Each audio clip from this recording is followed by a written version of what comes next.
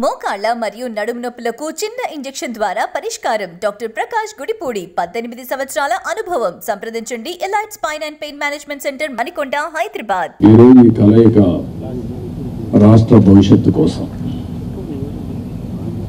ఏ ఇద్దరు వ్యక్తుల కోసమో ఏ రెండు పార్టీల కోసం కాదు, 5 కోట్ల ప్రజా ప్రయోజనాలు ఆశించి ఈరోజు మనస్ఫూర్తిగా రెండు పార్టీలు కలిసి పనిచేయాలని ఈ నిర్ణయం తీసుకున్నాం.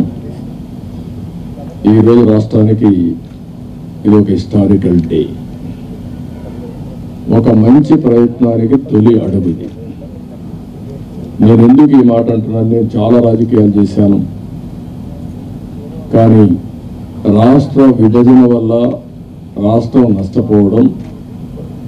నష్టపోయిన రాష్ట్రాన్ని మళ్ళీ ఘాట్లో వెళ్ళడానికి ప్రయత్నం చేసే సమయంలో 19లో మళ్ళా ఒక విఘాతం రావడం, ఆ విఘాతం వచ్చిన తర్వాత రాష్ట్రం విడిపోయినప్పటికంటే 19 తర్వాత జగన్మోహన్ రెడ్డి ముఖ్యమంత్రి అయిన తర్వాత ఈ రాష్ట్రాన్ని ఎన్ని విధాల ఇబ్బంది పెట్టాలో తిరిగి కోలుకోలేని స్థితికి తీసుకెళ్లిపోయే పరిస్థితికి వచ్చాడు. చంద్రబాబు నాయుడు ముఖ్యమంత్రిగా 3 సార్లు చేశాడు. ఈ 3 సార్లలో రాష్ట్ర భవిష్యత్తుని ఎప్పుడైనా కాపాడా అనేది ఈ రాష్ట్ర ప్రజలు ఒకసారి ఆలోచించాలి.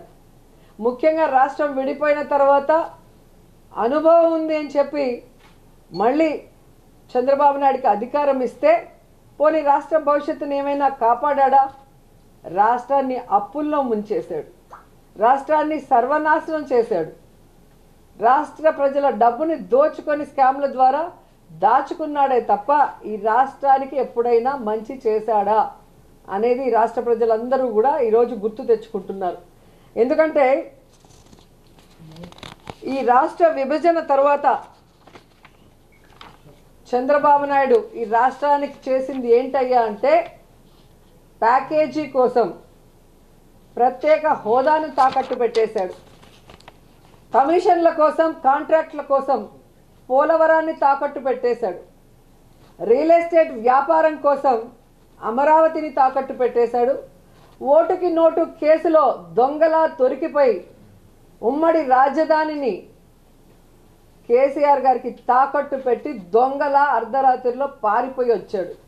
మరి ఈరోజు ఏమీ తెలియనట్టు లేదా ప్రజల అమాయకులు మర్చిపోయి ఉంటారు అనుకున్నాడో ఏమో కానీ రాష్ట్ర భవిష్యత్తు కోసం మేము పొత్తు పెట్టుకున్నామంటుంటే ఈ ఆంధ్రప్రదేశ్ 2 ముక్కలు అవ్వటానికి, ఈ ఆంధ్రప్రదేశ్ అప్పుల్లో కూరుకుపోవడానికి, ఈ ఆంధ్రప్రదేశ్ని నాశనం చేసింది చంద్రబాబు నాయుడు, పవన్ కళ్యాణ్ అన్నది 5 కోట్ల మంది ప్రజలకి బాగా గుర్తుంది అన్న విషయం వీళ్ళు తెలుసుకోవాలి.